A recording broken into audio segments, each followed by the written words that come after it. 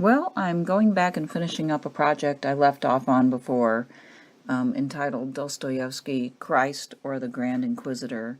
And so this is part 4 of a series of talks based upon a piece I wrote a while ago, but I still think it has value. This part is entitled Freedom or Slavery, and it goes into the thesis of Francis Fukuyama in The End of History and the Last Man, which was a book that came out in the late 80s or early 90s, in and around the time of the fall of the Berlin Wall. That was when the argument that democracy and capitalism were going to triumph around the world was very popular and very plausible. Freedom or slavery? Fukuyama explains the emergence of liberalism within a universal history. A universal history is one that takes into account the underlying pattern of history, one that shows how every event in history contributes to a certain goal, which is the end of history. In effect, universal histories are teleological, though the end is not clear to most of those who participate in the history's unfolding. Fukuyama's universal history has two prongs, both pushing political history to a certain end. One prong is the scientific progress that we make, and the other is Thymus, an ancient Greek word that means spirit or rage. Drawing and expanding on Kantian philosophy, Fukuyama explains that one mechanism that underlies historical progress is the growth of modern natural science. Modern natural science can be seen as a cumulative, perhaps the only linearly progressive, growth in human knowledge. It therefore provides a solid basis for a proof of overall social political progress. Fukuyama claims that one way in which natural science moves history in a directional way is through military competition. In order to be more competitive, Napoleon and those who came after him had to rely more and more on mass conscript armies. This reliance led to an increasing inclusion of the average citizen in the political process, as political aspirations were voiced by those who had to risk their lives for their country. The success of such mass citizen armies forced this practice to become widespread, which spurred ever-increasing demands for participation in the political process. Military needs also facilitated the continuing conquest of nature as technological discovery was urged on by those involved in military competition. Overall, economic development was important to military success.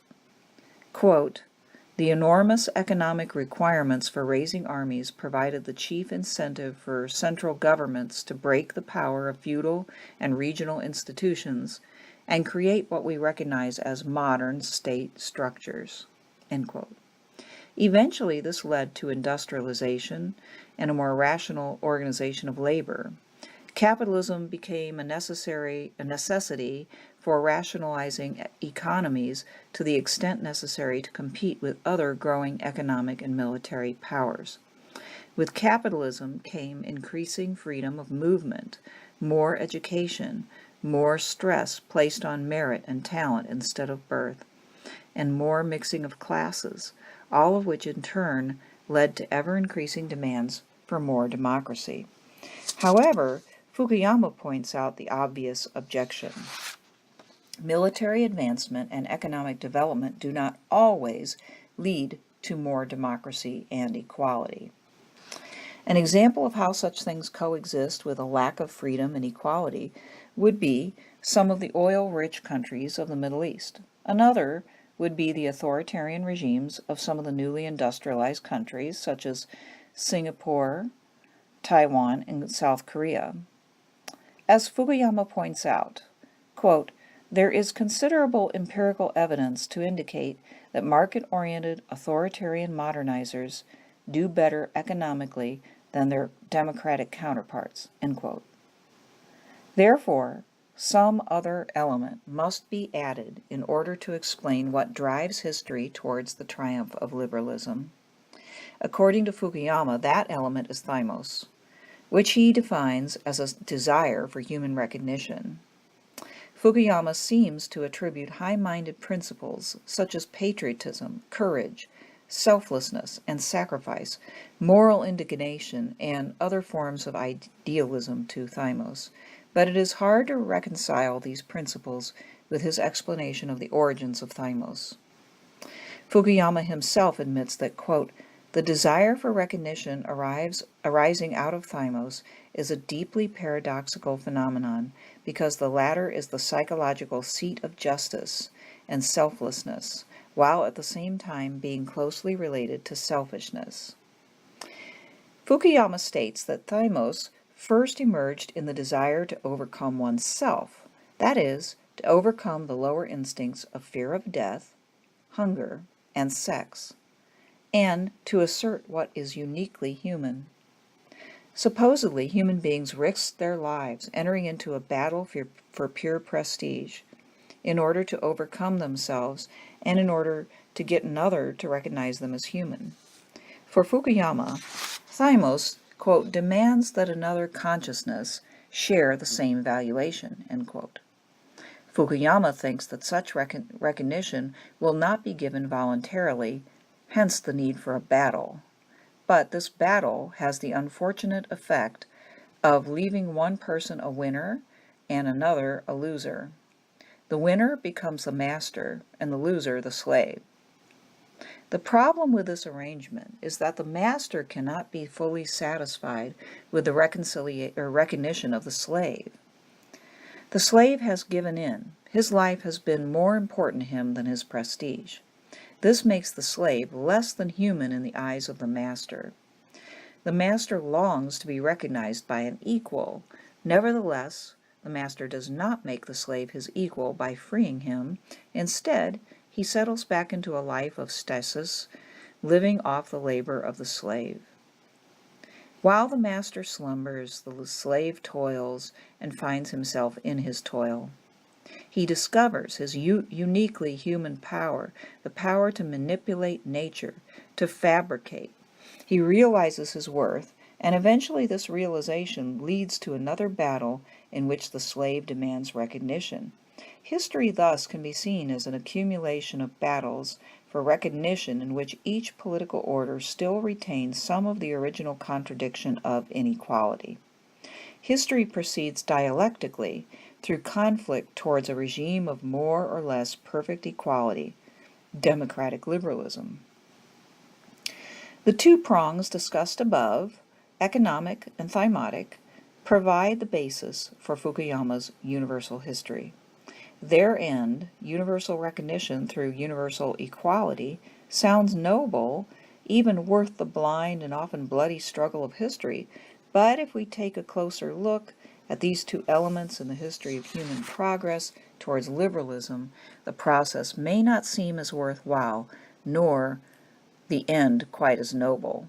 Fukuyama credits natural science, through its impact on military and economic progress, for pushing his universal history forward. People continually strive to succeed in matters of power and wealth, and the two are inextricably intertwined. As we have seen, Fukuyama claims that more economic development is apt to lead to claims for more equality and voice in government, more democracy. But if liberal democracy emerges because of such conditions, it must be a regime grounded in and characterized by the pursuit of individual power and wealth. It is because of this grounding for liberal democracy seems distasteful that Fukuyama turns his attention to the theory of Thymus, hoping to dignify liberal democracy with a higher origin and purpose. Like Nietzsche, Fukuyama finds the bourgeois of liberal society to be banal. Fukuyama identifies Hobbes and Locke as the founders of liberalism and claims that the oldest liberal societies, England and the United States and Canada, have indeed understood themselves as inheritors of the Hobbesian Lockean tradition. But the elements of liberalism expounded by these two philosophers seem ignoble to Fukuyama. Quote, that unease is ultimately traceable to a single moral fact, that the bourgeois is primarily preoccupied with his own material well-being, and is neither public-spirited, nor virtuous, nor dedicated to the larger community around him or her. In short, the bourgeois is selfish, and the selfishness of the private individual has been at the core of critiques of liberal society, both on the part of the Marxist left and the aristocratic Republican right." End quote.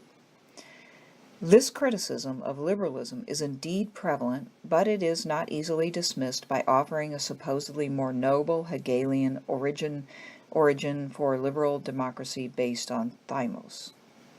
If liberal societies understand themselves largely in Hobbesian Lockean terms, why is not their self-understanding of paramount significance in understanding their philosophic grounding and their contemporary character?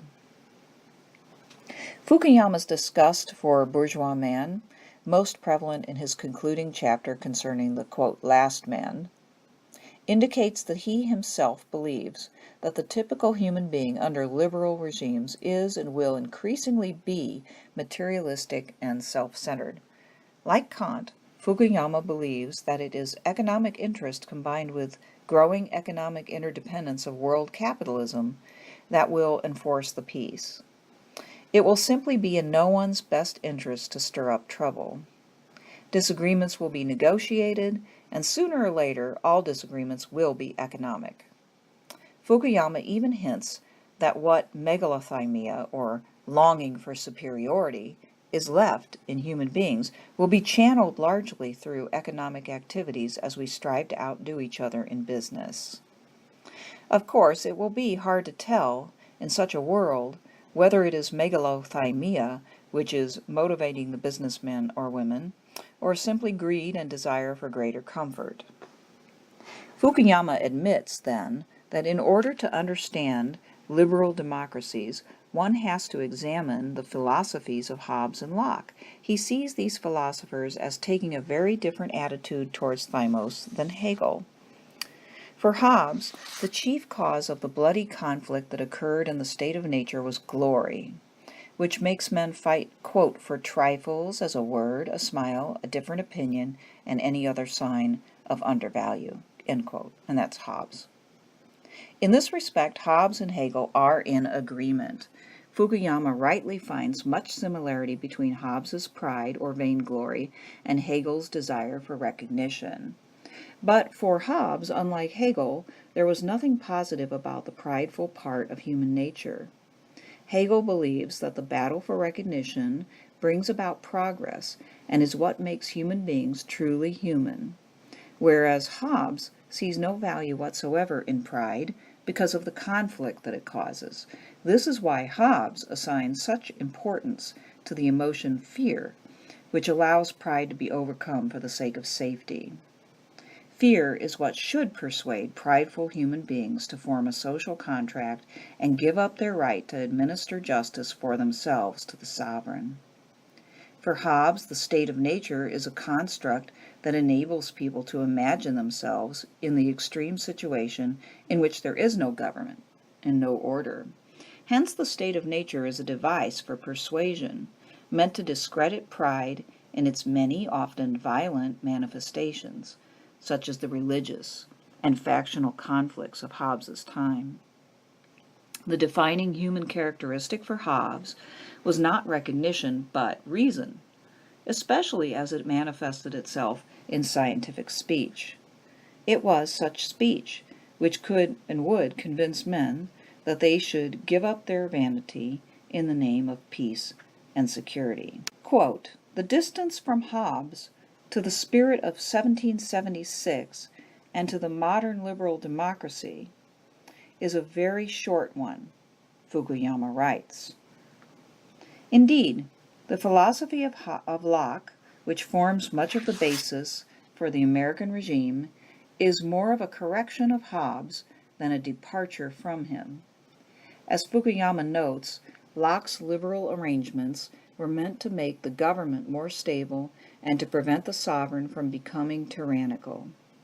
The constitutional regime that Locke advocated would cure the deficiencies of the Hobbesian regime, but would provide for similar needs, needs that were considered definitive for human beings, namely the need for safety and the need to own property and to pursue prosperity. If, as Fukuyama admits, the American founding was imbued with these ideas and the Constitution set up to preserve the Lockean life, liberty, and property, then it was designed to contain and perhaps eventually even eliminate Thymus. The question then is whether or not Thymus is needed to explain the development and current experience of liberal democracy. As Fukuyama himself says, quote, "It is precisely the moral primacy accorded self-preservation or comfortable self-preservation in the thought of Hobbes and Locke that leaves us unsatisfied. Beyond establishing rules for mutual self-preservation, liberal societies do not attempt to define any positive goals for their citizens or promote a particular way of life as superior or desirable to another. Whatever positive content life may have has to be fulfilled by the individual himself. That positive content can be a high one of public service and private generosity, or it can be a low one of selfish pleasure and personal meanness." While this aspect of liberalism and liberal states say may be distasteful, even morally unsatisfactory, it is not necessarily an inaccurate description. To reject the foundation of liberalism because of one's discomfort with its lack of nobility begs the question. What about the second prong of Fukuyama's universal history, Thymus? Let us for the moment concede its existence as a motivating factor in the rise of liberal democracy. Seen from a different angle than Fukuyama employs, the character of this original motivating factor again places in question the value of its end result, liberal democracy, as the ultimate goal for humanity. Remember that Thymus is first expressed in the desire for self-overcoming, the desire to feel oneself as fully and uniquely human. As Fukuyama puts it, man's, quote, very humanity consists in his ability to overcome or negate his animal nature. He is free, not just in Hobbes's formal sense of being physically unconstrained, but free in the metaphysical sense of being radically undetermined by nature, end quote. But according to Fukuyama, to know that one has overcome oneself, one has to be recognized as human by another human being. Thus, Fukuyama associates self-overcoming necessarily with recognition. But we may be able to think of self-overcoming and recognition as separable human goals. It is possible to overcome oneself, if by that we mean denying the less than human side of our nature without obtaining recognition from anyone else. The assertion that we need recognition in order to feel fully human assumes a radically social basis for human experience. That is, that we cannot really know ourselves in any way except through others. Fukuyama admits this, that this is his interpretation of human experience. Quote, "Indeed, for Hegel, an individual could not become self-conscious, that is, become aware of himself as a separate human being, without being recognized by other human beings. Man, in other words, was from the start a social being. His own sense of self-worth and identity is intimately connected with the value that other people place on him. He is, in David Reisman's phrase, fundamentally other-directed." End quote. Fukuyama admits that it is possible to feel thymotic pride in oneself without demanding recognition. That was a quote. But he denies that thymotic pride is possible without the recognition of another consciousness. That is, it is possible for the recognition to come without our demanding it. But is human self-consciousness brought about by self-overcoming really impossible without someone else as a witness? Never mind the question of how the first man gained self-awareness without any other person around. aware enough of himself to recognize another. Let us explore the possibility that we may be able to establish our sense of self without that sense being radically contingent on the recognition of others. If we can separate self-overcoming from recognition, alternative paths to self-overcoming, and thus attaining our humanity, arise.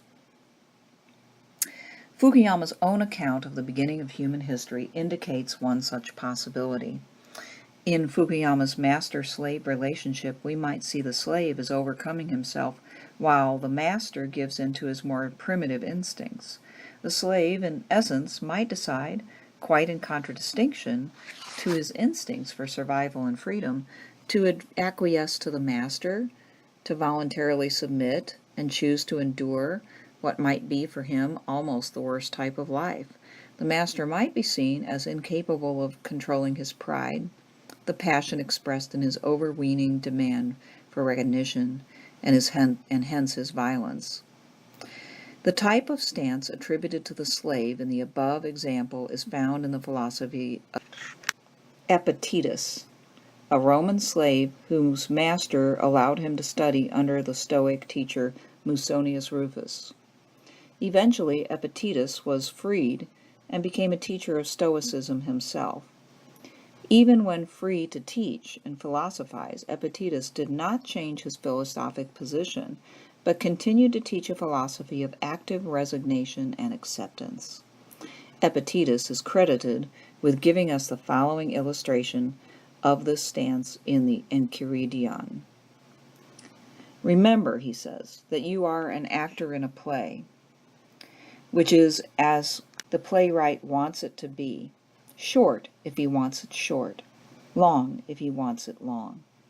If he wants you to play a beggar, play even this part skillfully, or a cripple, or a public official, or a private citizen. What is yours to play the assigned part well, but to choose it belongs to someone else. End quote. Stoicism, such as that espoused by Epictetus, is an act of sheer will that overcomes the inclination to strive and fight against pride and fate, to resign oneself to acceptance of obstacles, whether physical or human. In resignation to fate, without concern for the recognition of his fellow human beings, the Stoic can experience what is uniquely human, the strength of his own intellect and will. Epictetus is not the kind of slave that Fukuyama describes in the master-slave battle for prestige and recognition. Recognition of others is not important to the Stoic, only the feeling of self that comes from indomitable and autonomous will. With the Stoic attitude towards the battle for recognition in mind, it is possible to take a more critical stance towards Fukuyama's master. Is not the master a slave of his own passion, in this case the passion of pride? Fukuyama states, quote, "Only man is capable of engaging in a bloody battle for the sole purpose of demonstrating that he has contempt for his own life, that he is something more than a complicated machine or, quote, slave to his passions. In short, that he has a specifically human dignity because he is free." End quote. But is a man who is so motivated by Thymus, by the passion of pride, that it not only drives his initial battle, but also determines the rest of human history, truly free? Indeed, are any of the people who participate in Fukuyama's universal history, inasmuch as they are driven by a desire to be recognized by others, really as free from their passions as the Stoic slave? Are they really expressing what is most essentially human? If democracy is, as Fukuyama claims, a regime in which each individual is recognized equally, still quite driven and determined by what Fukuyama calls isothymia, is not such a democracy a nation of slaves? It would be, if people are truly as Fukuyama describes them. Okay, well that's halfway through the section Freedom or Slavery, so I will finish that second section up next week. Bye.